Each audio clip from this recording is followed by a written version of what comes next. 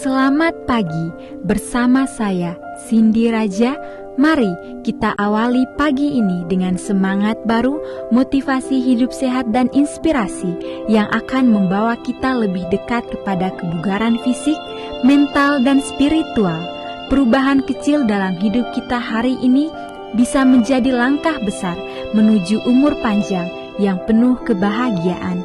Bersama kita akan merangkul kisah kemenangan, wawasan menarik, dan kekuatan harian yang berakar pada kebesaran Sang Pencipta. Tetap bersama kami di program Renungan Pagi, di mana setiap kata adalah dorongan untuk hari yang lebih baik. Kita mulai pagi ini dengan penuh syukur dan harapan menuju hidup bugar selamanya. Ditulis oleh Kai Kusma bersama Pendeta Denny Kanajo. Selamat mendengarkan. Shalom, selamat pagi para pendengar yang diberkati oleh Tuhan dimanapun Anda berada saat ini. Kita akan sama-sama mendengarkan firman Tuhan melalui audio Renungan Pagi pada tanggal 8 Januari 2025 dengan judul Mesin Ramah Lingkungan. Sebelum kita melanjutkan bacaan renungan kita pada pagi hari ini, kembali saya mengajak semua para pendengar yang setia untuk berdoa bersama-sama. Bapa kami yang bersemayam di dalam takhta kerajaan sorga, terpujilah namamu ya Tuhan pada pagi hari ini. Sebelum kami melakukan segala aktivitas pelayanan dan pekerjaan kami sangat rindu sejenak untuk merenungkan kebenaran firman Tuhan. Kami sangat butuh kuasa Roh Kudus-Mu dicurahkan kepada masing-masing kami. Terima kasih Tuhan Yesus, terima kasih Bapa yang baik. Ampuni kami Tuhan, karena kami sudah berdoa hanya di dalam nama Tuhan Yesus, Juru Selamat kami. Amin. Ayat inti kita terambil di dalam Pengkhotbah 3 ayat yang pertama, demikian firman Tuhan. Untuk segala sesuatu ada masanya, untuk apapun di bawah langit ada waktunya. Mari kita ikuti penjelasannya. Saya menginjak rem mobil tetapi tidak terjadi apa-apa. Saya menginjak 3 atau 4 kali. Namun pedalnya langsung ke papan lantai. Penumpang saya, sekretaris penerbitan conference, tanpa sadar berkata, "Oh, tidak," saat dia dan saya berbelok menuju ke Main Street. Mobil saya yang sudah tua, yang dijuluki mesin ramah lingkungan, berada dalam kondisi perlu perbaikan serius untuk beberapa waktu. Saya bersandar pada beberapa alasan yang agak meragukan ketika saya menundanya.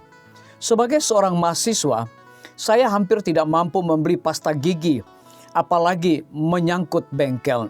Selain itu, jadwal saya yang padat membuat saya sangat sulit mendapatkan waktu luang.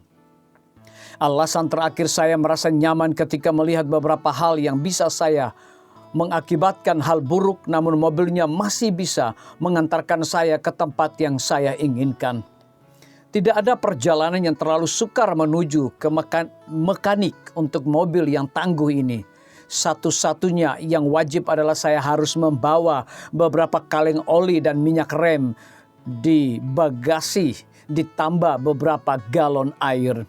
Saat Main Street tampak di depan kami, saya membelok ke kanan menuju sisi jalan yang memiliki tanjakan yang landai, yang memperlambat kami hingga saya dapat menarik rem darurat.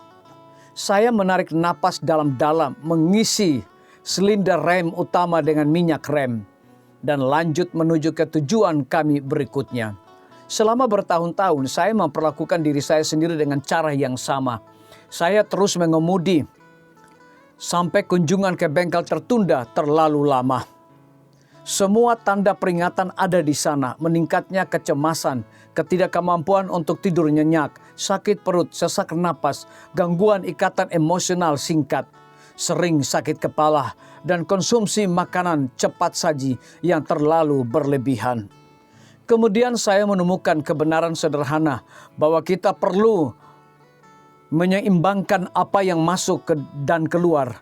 Kemampuan kita untuk memproduksi sangat bergantung pada beberapa banyak waktu yang kita ambil untuk pembaruan.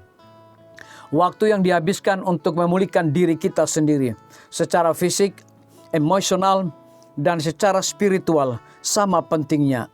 Sama berharganya dengan waktu yang kita habiskan untuk bekerja. Ini bukanlah pesan yang mudah untuk orang yang sudah lama gila kerja. Kitab suci mengajarkan kebenaran ini berabad-abad yang lalu melalui pengamatan. Untuk segala sesuatu ada masanya. Untuk apapun di bawah langit ada waktunya. Ada waktu untuk menanam, ada waktu untuk mencabut apa yang ditanam. Ada waktu untuk menyimpan, dan ada waktu untuk membuang. Pengkhotbah 3 ayat yang pertama hingga ayat yang ke-6. Dalam hidup kita yang bahaya, kita mengabaikan siklus menerima dan memberi yang diberikan Tuhan. Saya sekarang jauh lebih sensitif untuk menjaga keseimbangan tersebut dalam hidup saya dan menjaga rem batin agar tidak blong. Bagaimana dengan rem batin Anda? Apakah itu memerlukan perbaikan? Biarlah bacaan renungan kita saat ini akan menjadi berkat bagi kita semua. Kembali saya mengajak semua para pendengar yang setia untuk berdoa bersama-sama.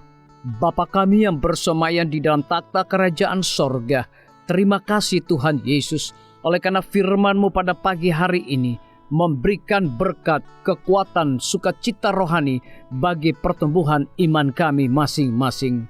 Pada saat ini Tuhan, kembali hamba-Mu berdoa untuk pemerintah kami.